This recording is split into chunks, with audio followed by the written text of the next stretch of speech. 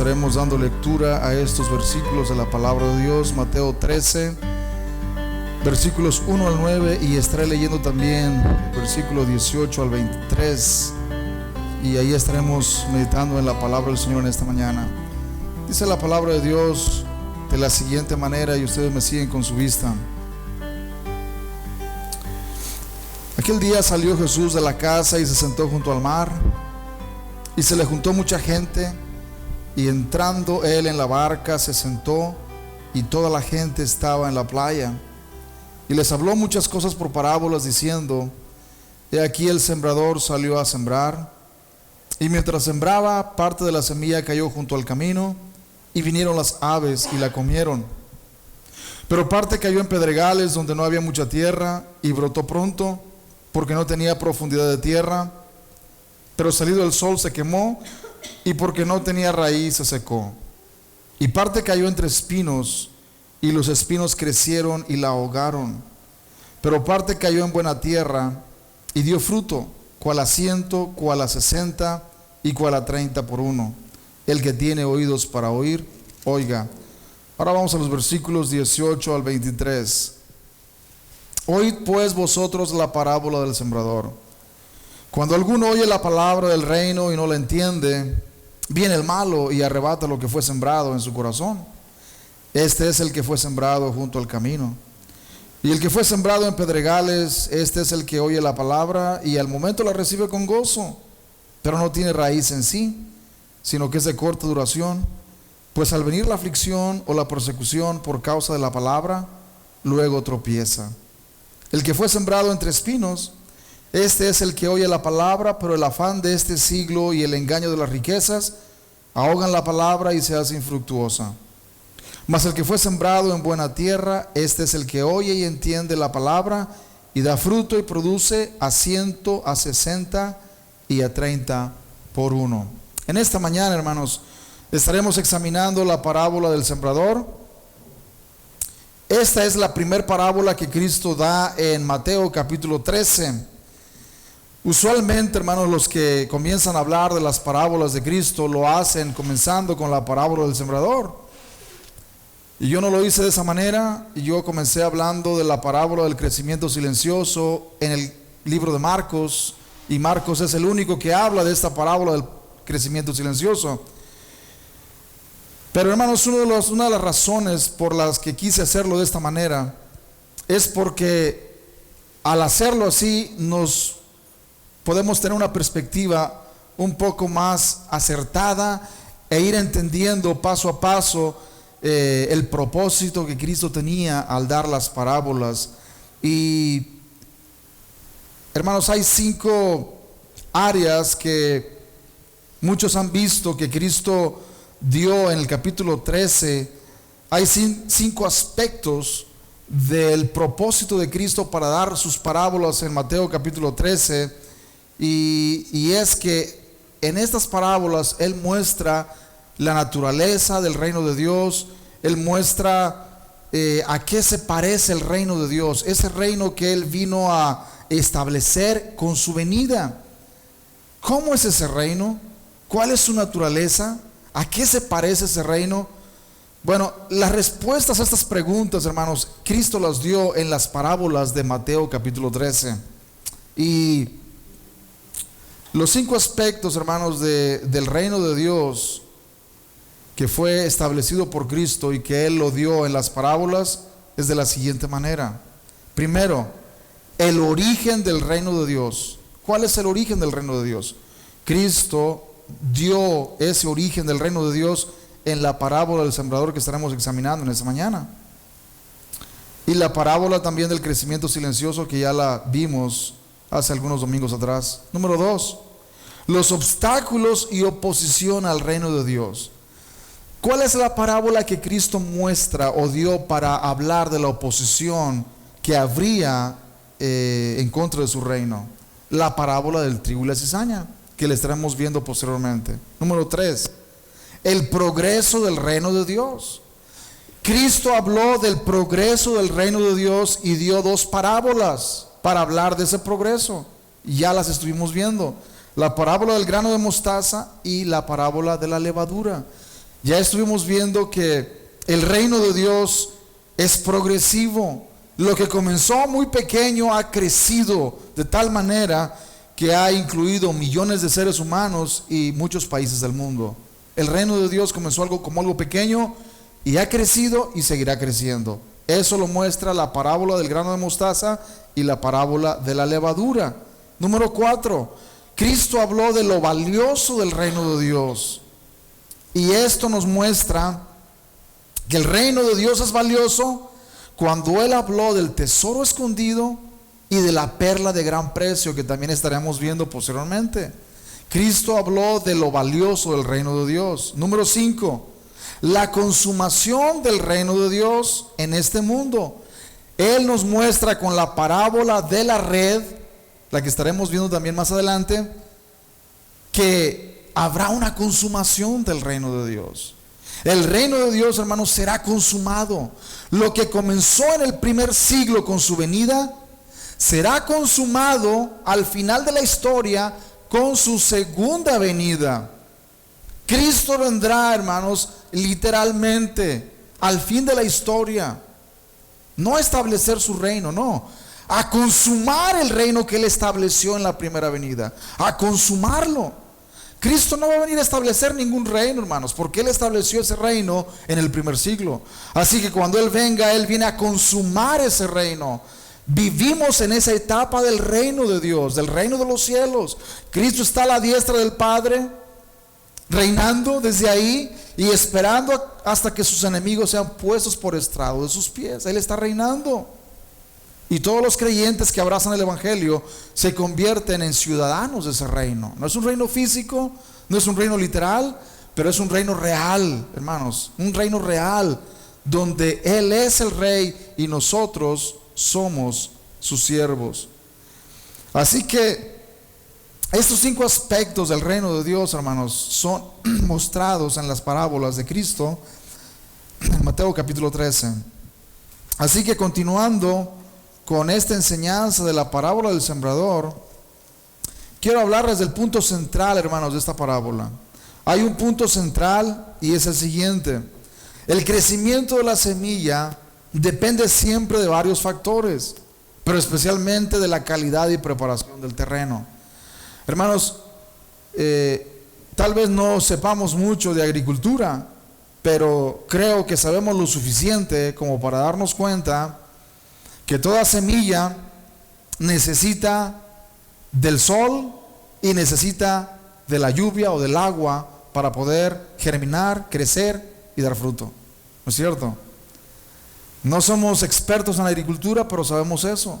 Pero hay otro detalle, hermanos, que muchas veces pasamos por alto, y es el siguiente: que toda semilla depende principalmente de la calidad y de la preparación del terreno.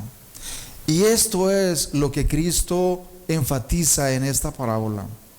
Si ustedes leen en sus Biblias, ahí el encabezado, hermanos, se van a dar cuenta que hay un encabezado en el capítulo 13 y dice parábola del sembrador.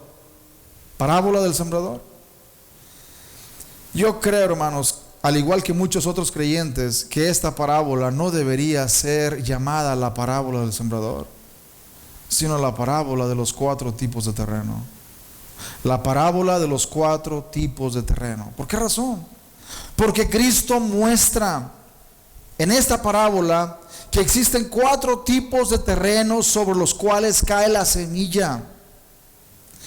Y esos 4 tipos de terreno, hermanos, reaccionan de diferente manera a la semilla que ha sido sembrada. Y ese es en realidad el objetivo de Cristo al dar esta parábola. No es tanto en enfocarse en el sembrador, no se enfoca tanto en la calidad de la semilla, se enfoca en la calidad del terreno, en las 4 clases de terreno que existen. Por esa razón, hermanos, es importante entender que el punto principal que es enfatizado por Cristo en esta parábola no es la capacidad o habilidad del sembrador para sembrar la semilla, como tampoco es la calidad de la semilla en sí misma, sino la calidad y preparación del terreno. Hermanos, es muy interesante que Cristo no menciona nada de ese sembrador. Él no dice si está bien preparado, si está mal preparado. Él no habla del sembrador en realidad. Si ustedes leen atentamente, Él no dice nada del sembrador. Solamente dice que el sembrador salió a sembrar. Punto. Y se enfoca en el estado del terreno, en la situación que había en ese terreno. ¿Qué había en el terreno? ¿Cómo estaba el terreno? Ese es el enfoque que Cristo hace en esta parábola. Los 4 tipos distintos de terreno. Una ley universal es que toda buena cosecha depende principalmente de la calidad del terreno. Hoy en día, hermanos,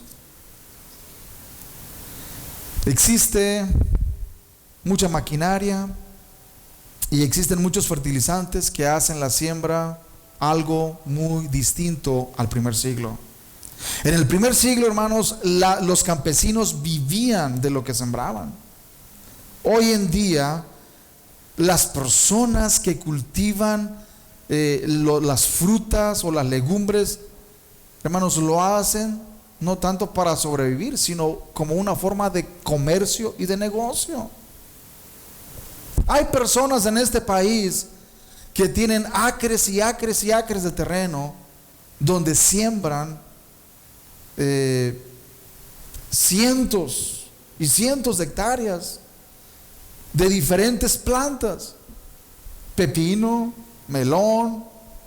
Ustedes pueden mencionar todo lo que comemos, hermanos, y hay plantíos grandes de estas cosas en California, en Carolina del Norte, del Sur y en varios estados. Hay estados, hermanos, que la mayor entrada de dinero es la agricultura, y ellos son los distribuidores a todo el país. Así que, hermanos, las herramientas que hay, la maquinaria que hay, los fertilizantes ha facilitado y facilitan el día de hoy la siembra y el cultivo de cualquier planta. En los tiempos de Cristo no era así. En los tiempos de Cristo toda persona dependía de lo que sembraba. Sembraban las personas sus huertos o la tierra para poder sobrevivir, para poder tener que comer en todo el año. Así que es un poco distinto, hermanos, el trasfondo que vivimos hoy o el ambiente que vivimos a cuando Cristo dio esta parábola. Pero aún así, el principio sigue siendo el mismo. Así como en los tiempos de Cristo se sembraba y había necesidad de sembrar, así el día de hoy hay necesidad de sembrar.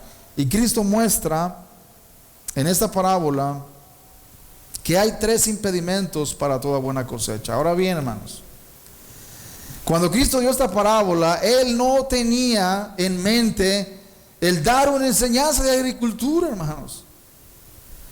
La parábola del sembrador no fue dada para enseñarles unas clasecitas de agricultura a sus discípulos o a la gente que lo estaba escuchando. No fue para enseñarles agricultura, hermanos, fue para enseñarles verdades espirituales. Para eso eran las parábolas, para enseñar verdades profundas, verdades secretas, verdades espirituales que la gente no sabía.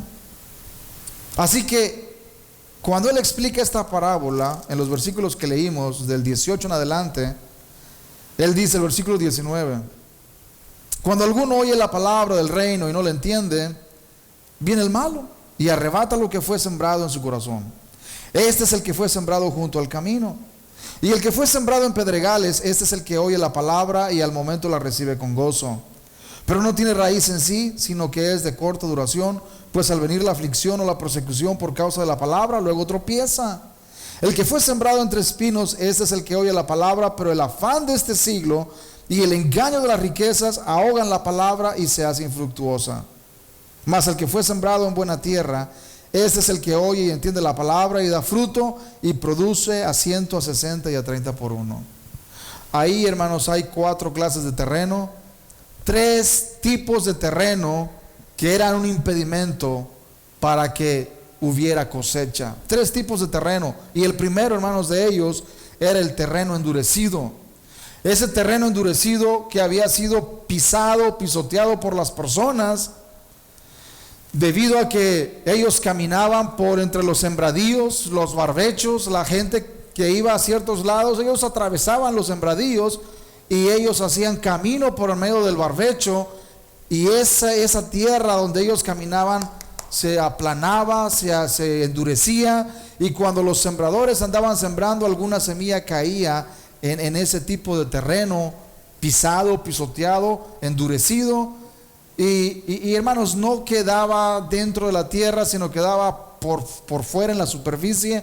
Así que las aves del cielo venían y comían esa semilla, y hermanos, hasta ahí terminaba la semilla. El segundo terreno era el terreno rocoso. En Israel, hermanos, el terreno, había partes de terreno que era una capa rocosa abajo de la superficie, era una capa delgada de roca, que aparentemente había mucha tierra, pero cuando la persona comenzaba a escarbar, se daba cuenta que había una roca debajo de esa capa de tierra, y por lo tanto esa semilla, hermanos, tampoco daba fruto. El tercer terreno, hermanos, era el terreno contaminado.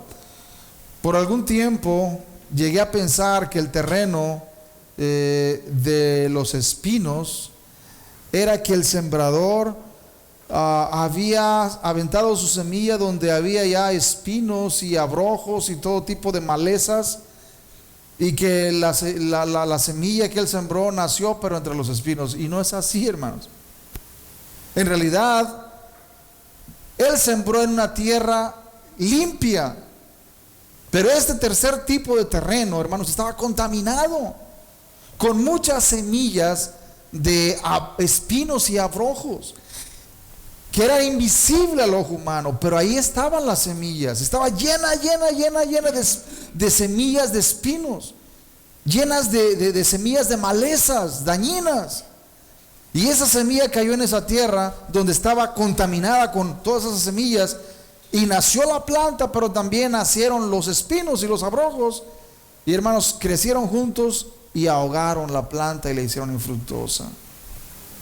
Así que estos tres tipos de terreno, hermanos, fueron los que Cristo empleó y usó para mostrarnos tres verdades espirituales: que la semilla de la palabra de Dios puede caer en este tipo de terreno, en el terreno endurecido, el corazón endurecido, en el terreno rocoso o en el terreno contaminado.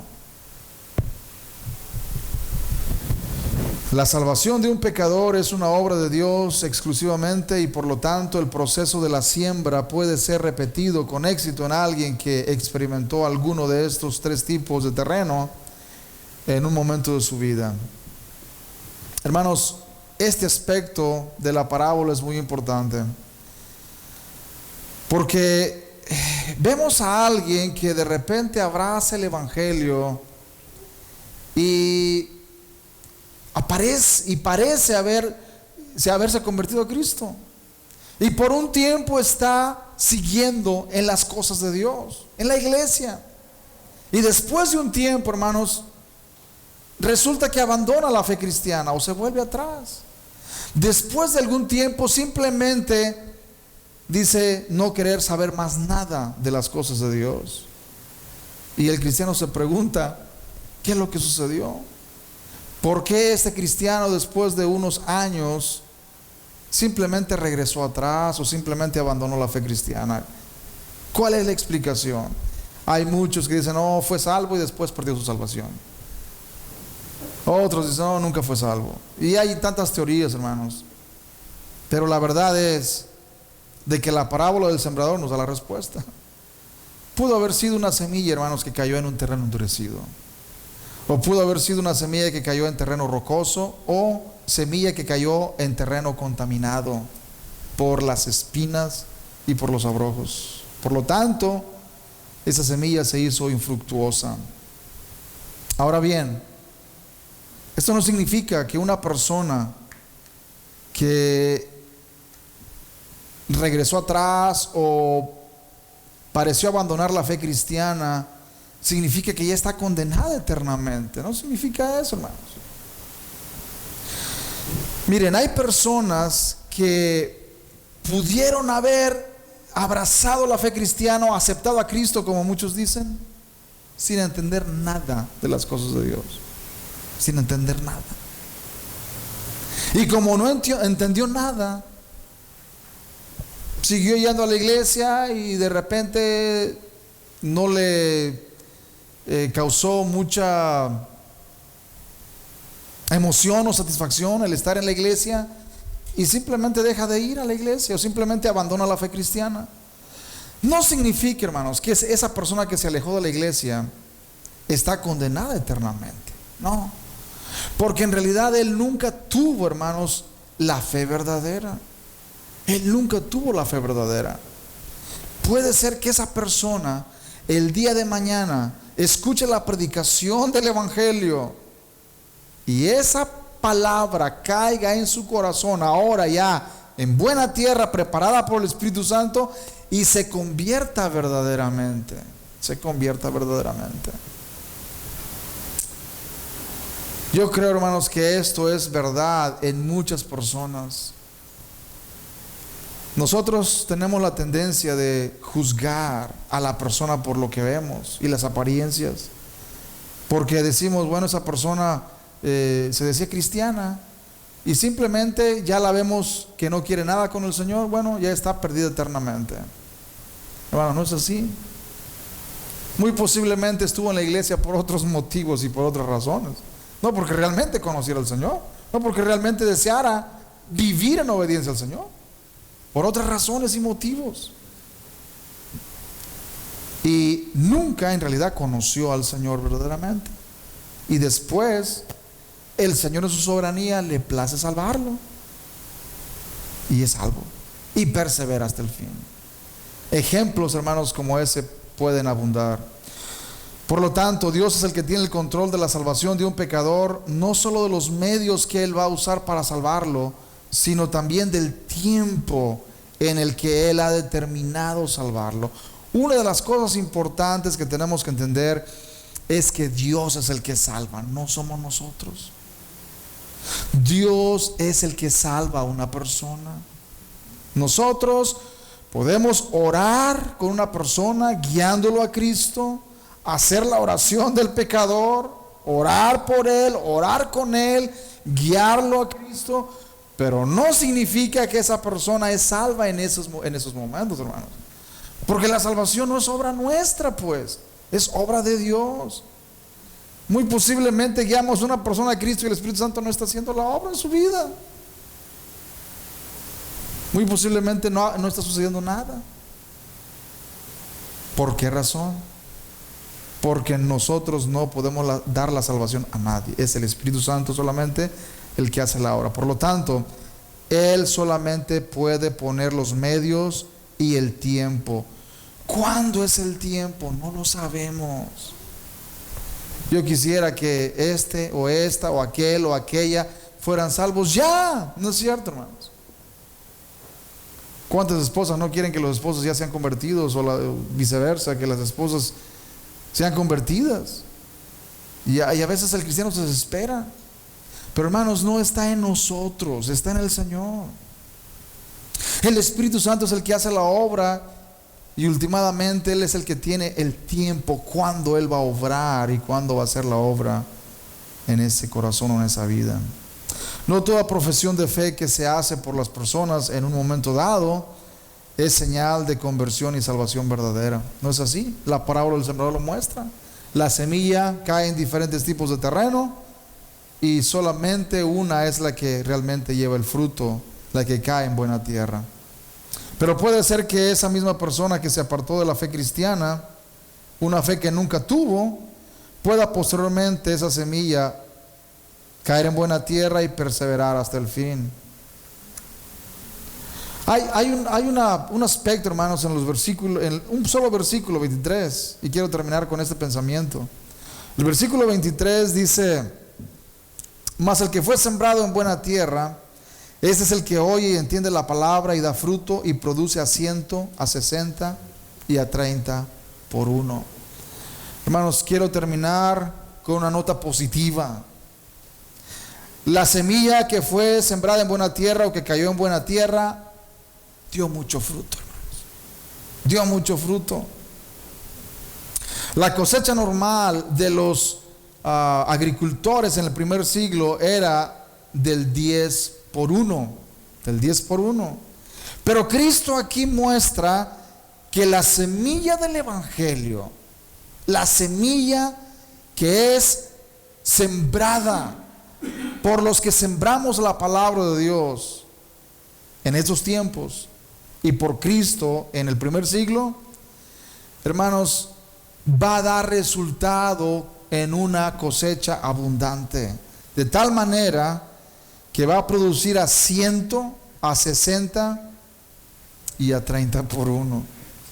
Hermanos, si un agricultor del primer siglo tenía una cosecha no del 30 por uno, no del 60 por uno, del 10 por uno, hermanos, creían que era una buena cosecha.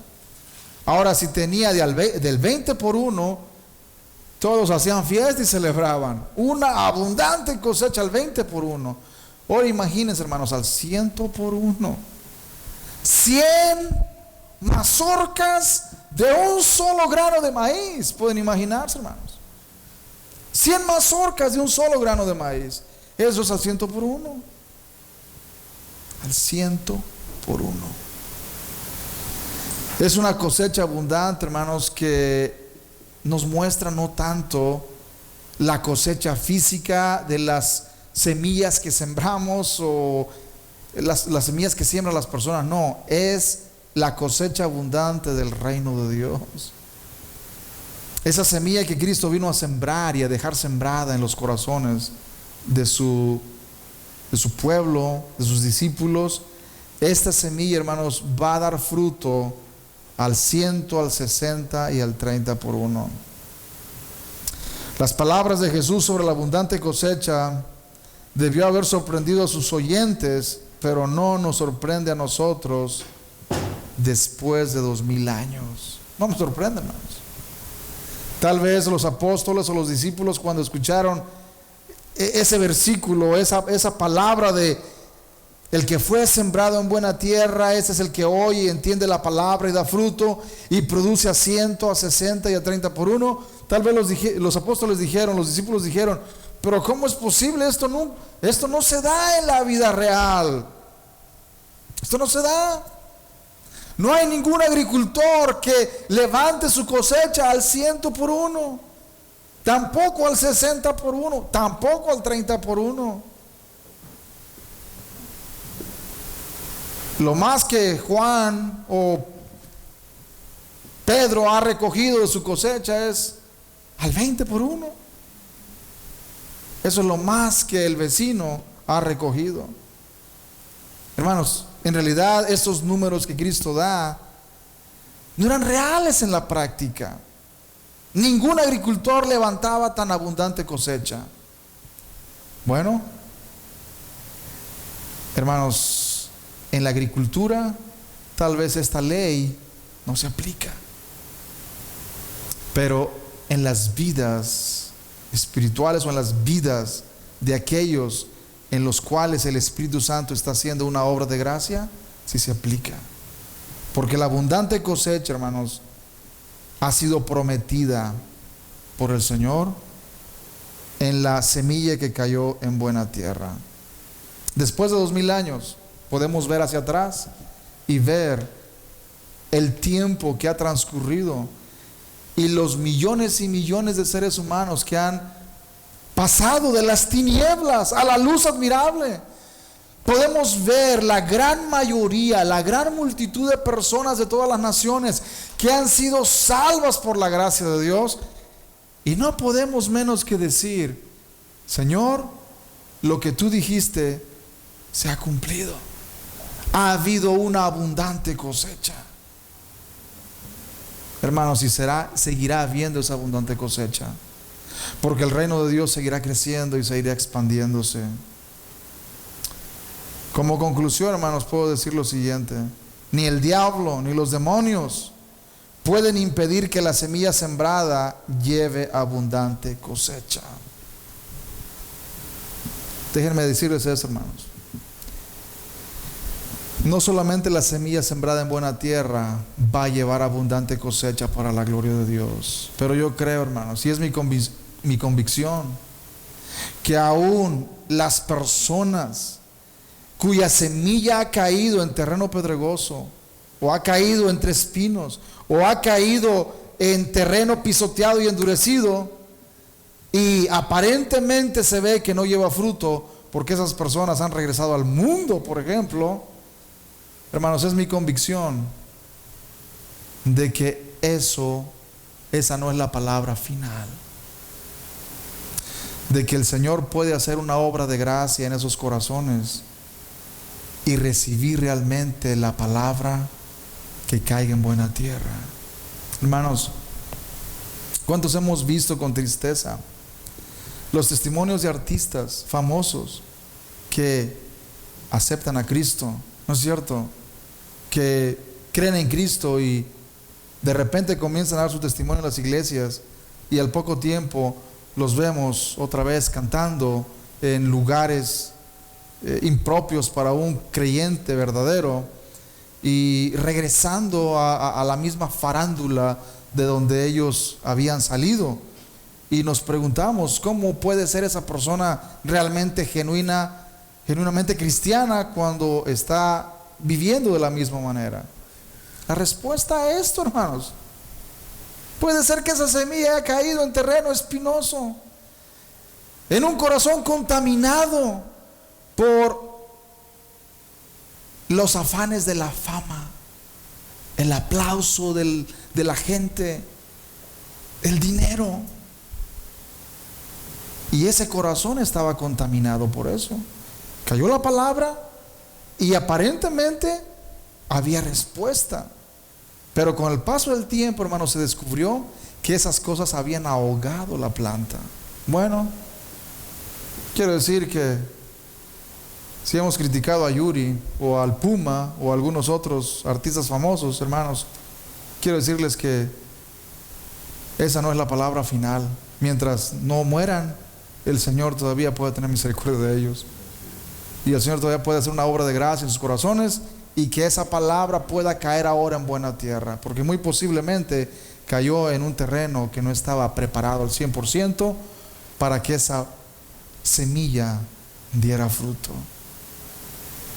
Podemos hablar de esos famosos, hermanos, pero acá entre nosotros podemos ver ejemplos diariamente de personas no famosas que van a un lugar, a un culto evangelístico, o a un lugar donde está un evangelista haciendo milagros, o diciendo que el Señor lo está usando para sanar a las personas, y ahí van personas que aceptan el evangelio, se entregan a Cristo, y hermanos, la emoción del momento los hace pasar al frente y entregar sus vidas a Cristo, y después de un tiempo regresar atrás.